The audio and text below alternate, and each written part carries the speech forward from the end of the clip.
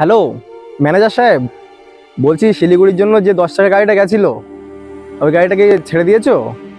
হ্যাঁ, তারপরে ওই গাড়িটা ছেড়ে দেওয়ার পরে একটা ছোট গাড়ি ঢুকবে, ওটাকে লোড করে পেমেন্টটা নিয়ে নেবে।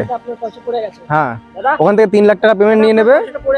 পেমেন্ট নেওয়ার পরে আমি আসছি, আমার আধা ঘন্টার মতো লেট হবে, ঠিক আছে?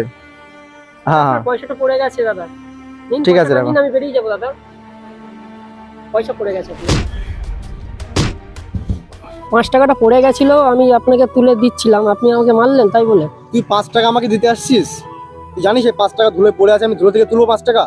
তো কি হয়েছে, এটা তো টাকার না কি, এটা 5 টাকা তো। আরে এটা 5 টাকা, 5 টাকা আমার লাগে না। 5 টাকা পড়েছিল, 5 টাকা তোকে আমি দিতে বলেছি? তুই আমার 5 টাকার জন্য আমাকে ডিস্টার্ব করছিস, জানি আমি কত আর্জেন্ট ফোনে আছি। আমি আমার 5 লাখ টাকা ব্যবসা করি আমি ওদিকে।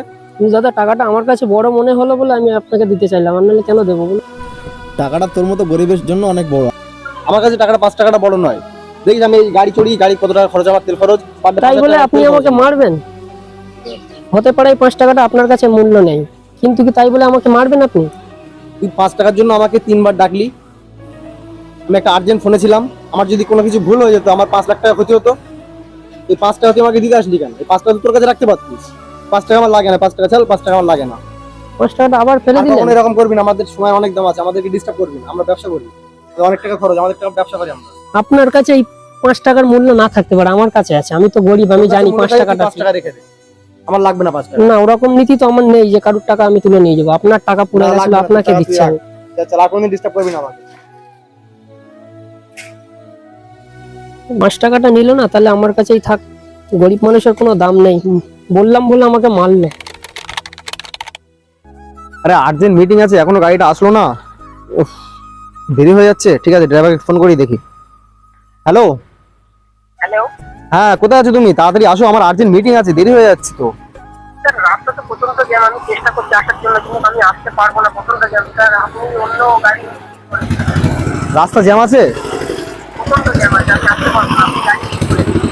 আচ্ছা আচ্ছা, ঠিক আছে তাহলে রাখো, আমি গাড়ি বুক করে নিচ্ছি।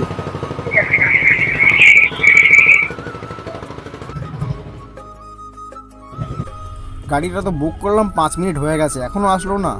হ্যাঁ, ওই তো মনে হয় গাড়ি আসছে। হ্যাঁ এটাই। দাদা এখানে দাঁড়াও দাঁড়াও।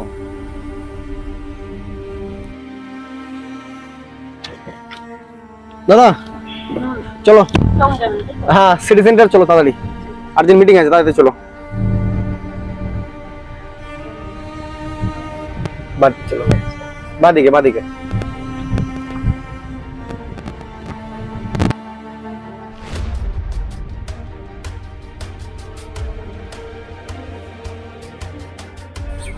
দাদা এখানেই দাঁড়িয়ে যান।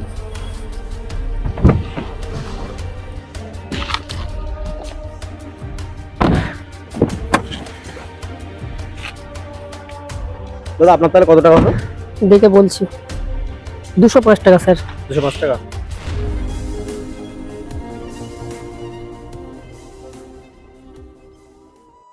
দাদা আমার কাছে তো 200 টাকা আছে, আমি তো বাড়ির থেকে আর টাকা আনিনি, তো 5 টাকা কি কম রাখা যাবে?